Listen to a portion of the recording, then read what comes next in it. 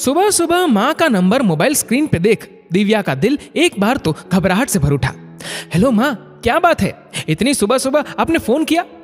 बेटा, रात को बाथरूम में तुम्हारे पापा का पैर फिसल गया। उस वक्त तो थोड़ी मोच ही हम समझ रहे थे, लेकिन सुबह होते होते दर्द जब बढ़ गया तो पड़ोस के वर्मा अंकल के साथ हॉस्पिटल लेकर आई हूँ। लगता है फ्रैक्चर है, प्लास्टर लगाना पड़ेगा। माँ की आवाज घबराहट से कांप रही थी। ठीक है, तुम चिंता मत करो, मैं आती हूँ, ये कह दिव्या ने फोन रख दिया। सुनो रोहित, पापा बाथरूम में फिसल गए हैं, हॉस्पिटल में है, मुझे जाना होगा उनसे मिलने। दिव्या ने रोहित को जगाते हुए कहा। इतनी सुबह सुबह जाओगी? और पहले माँ से पूछ तो लो, फिर जाना। सुबह सुबह जाओगी से क्या मतलब? रोहित, मेरे पापा हॉस्पिटल में है, तो सुबह हो या रात क्या फर्क पड़ता है? मुझसे क्या लड़ रही हो? जाके माँ से पूछ लो। इतना कह रोहित मुंह फेर सो गया और दिव्या आश्चर्य से उसे देखती रह गई।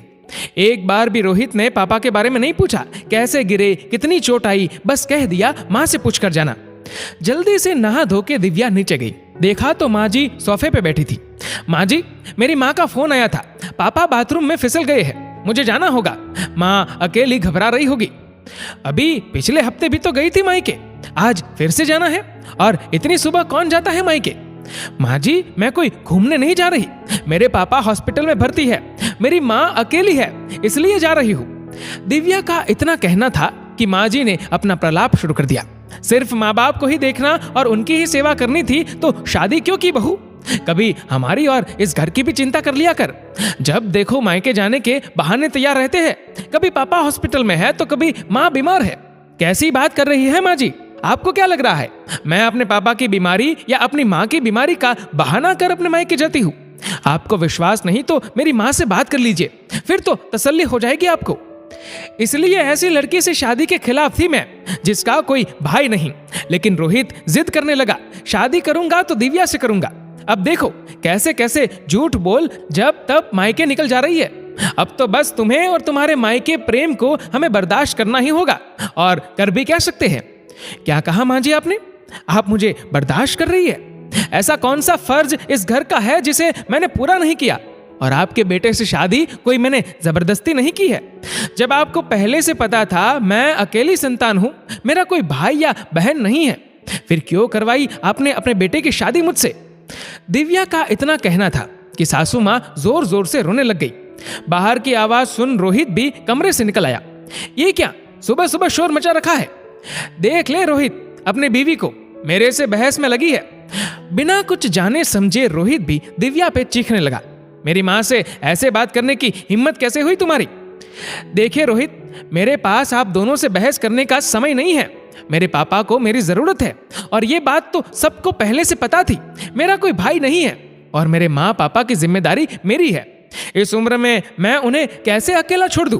कैसे अपना मायका, अपने माँ पापा को भूल जाऊं? तुम्हें जहां जाना है जाओ बहू, मुझे क्या? मेरी किस्मत में तो सुख लिखा ही नहीं बहू का। क्या इसी दिन के लिए बेटा पाला था मैंने? दिव्या अपनी सासू माँ की बातों को सुन बोली, माँ जी, जैसे आपने रोहित को कष्टों को सहकर पाला है, वैसे ही रातों को जाग जाग के मेरी माँ ने भी मुझे पाला है। तो जब रोहित आपकी सेवा कर सकते हैं, आपकी फिक्र कर सकते हैं, तो फिर मैं क्यों नहीं अपने बूढ़े माँ बाप की सेवा कर सकती? माँ जी, माफ कीजिएगा, आपने और रोहित ने तो एक बार भी ये नहीं पूछा कि मेरे पापा कैसे गिर गए, उन्हें कितनी चोट लगी है। रोहित, मैं आपसे पूछती हूँ, क्या एक दामाद के कोई फर्ज नहीं होते उसके बूढ़े सास ससुर के प्रति? क्या सिर्फ एक बहू के ही सारे फर्ज और कर्तव्य होते हैं? और माँ जी, आपको और रोहित को ये बात अच्छे से पता थी कि मेरा कोई भाई नहीं है। तब तो आपको सिर्फ मेरे पापा की प्रॉपर्टी दिख रही थी, उनका दिया दहेज दिख रहा था। आपकी सेवा और अपने ससुराल के प्रति मेरे कर्तव्य से ना मैं कभी पीछे हटी हूँ ना हटूंगी, लेकिन मेरे माँ पापा के प्रति भी मेरे कुछ कर्तव्य है, उनको भी मैं ही पूरा करूंगी।